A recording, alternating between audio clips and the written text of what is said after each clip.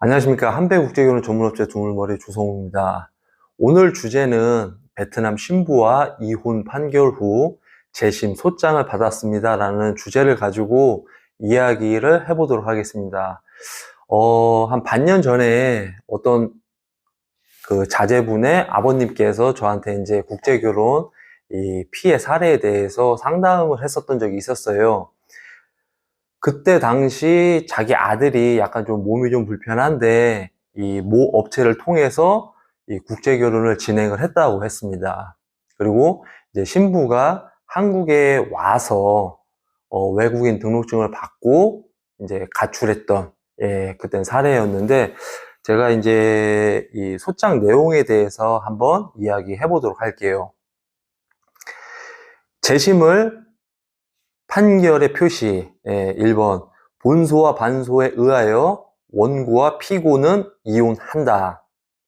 2번 원고의 의자료 청구와 피고의 반소 의자료 청구를 모두 기각한다. 3번 소송 비용은 본소 반소 합하여 각자 부담한다. 그러니까 이제 재심 청구의 취지는 원심 판결을 취소한다. 소송 비용은 모두 재심 피고의 부담으로 한다라는 판결을 구합니다.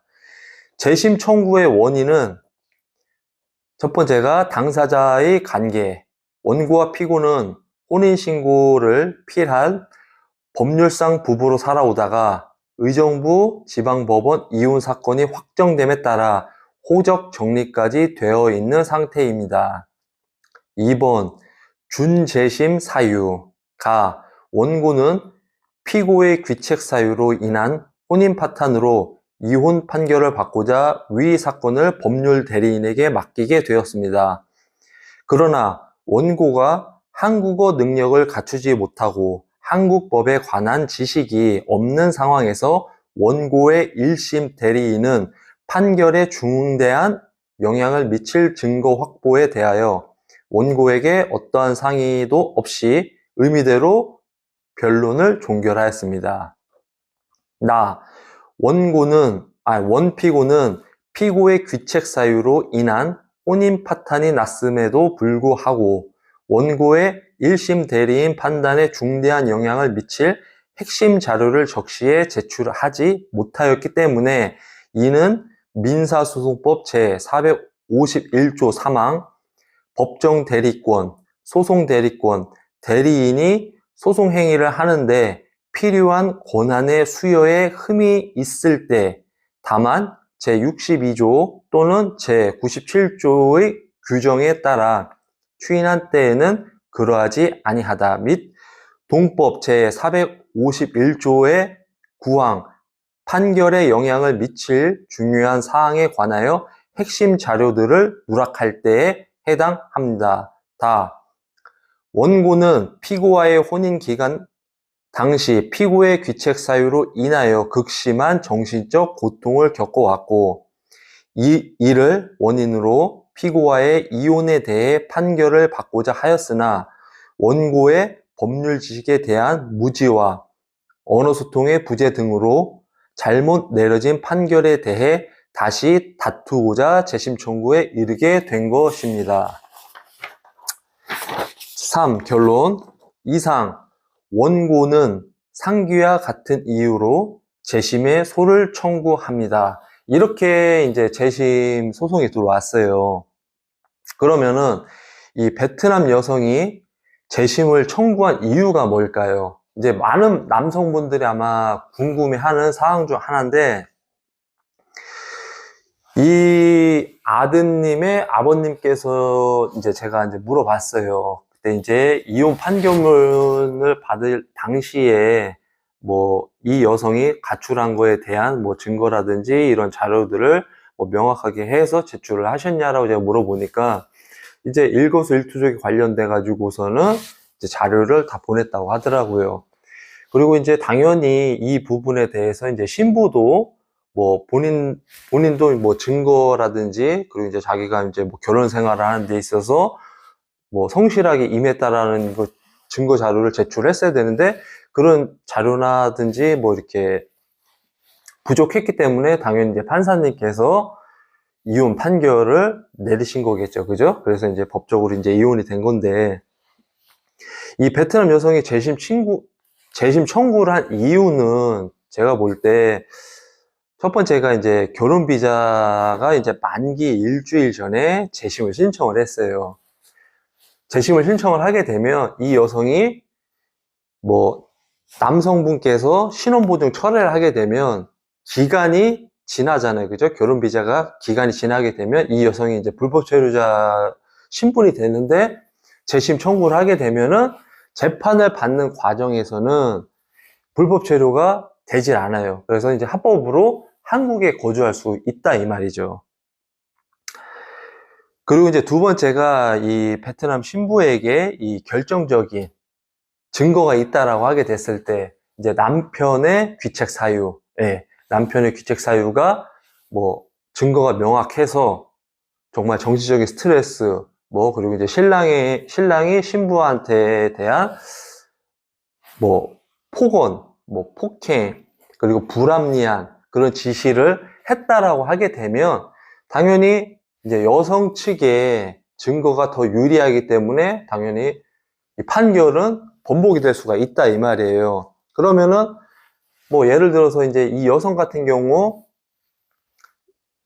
신랑의 귀책으로 이혼이 됐다라고 하게 되면 이혼 비자로 결혼 이혼 비자로 해가지고 이 여성이 신랑의 도움 없이도 비자를 갱신할 수가 있어요. 그러면 당연히 이 부분도 노려볼 수가 있다 이거죠.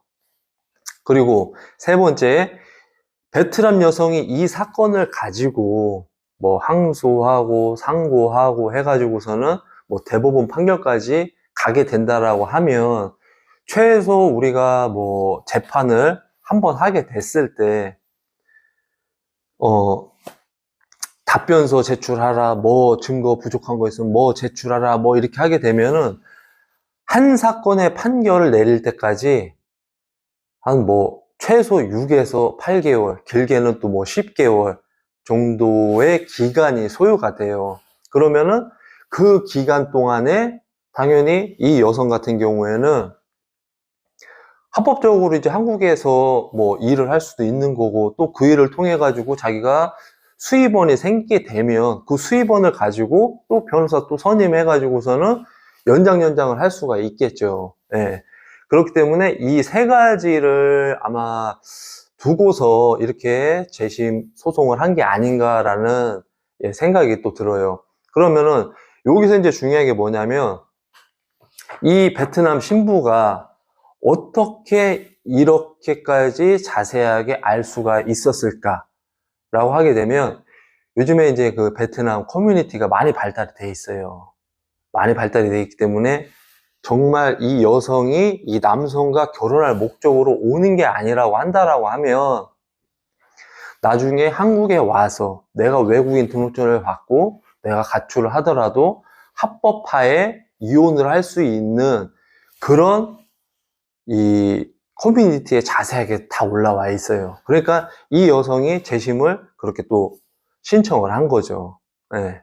그리고 이 여성 같은 경우에 이제 변호사를 선임을 해서 지금 법정 싸움을 하고 있단 말이에요. 그러면은 제가 이 아버님한테도 말씀을 드렸어요.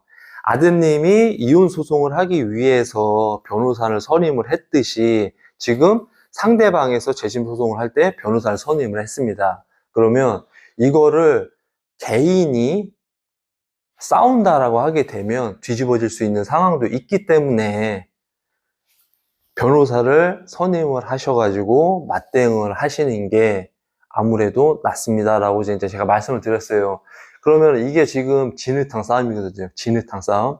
그러면은 정말 시간적으로도 오래 걸리고 정신적으로 스트레스도 받고 진짜 막 멘탈이 많이 흔들릴 거예요. 아, 왜 한국 사람들 입장에서 그런 얘기를 하겠죠.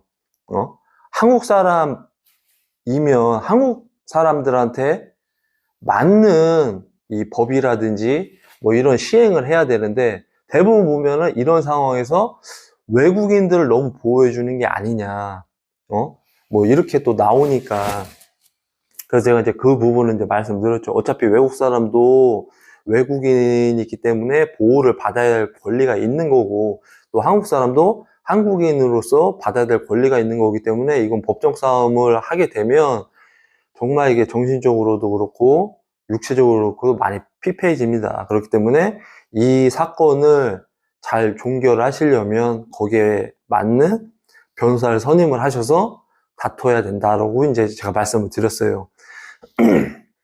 그리고 이제 여러분들이 조금 아셔야 되는 게 뭐냐면 요즘에 이제 뭐 변호사분들 건당 뭐 500만 원에서 뭐 600만 원 받고서는 이제 사건을 이제 대리하셔가지고 이제 뭐 변호사를 선임을 해서 하는데 요즘에 이제 변호사 비용도 만만치가 않아요. 그렇기 때문에 뭐 저희 회사를 통해서 한다라고 하게 되면 이제 변호사 선임 비용을 그거보다는 100만 원 더 할인을 해서 또 변호사를 또 이렇게 소개를 해드리니까 뭐 법정으로 이런 다툼이 요지가 있다라고 하게 됐을 때 연락 주시면은 저희가 담당 변호사를 소개해 드리도록 하겠습니다.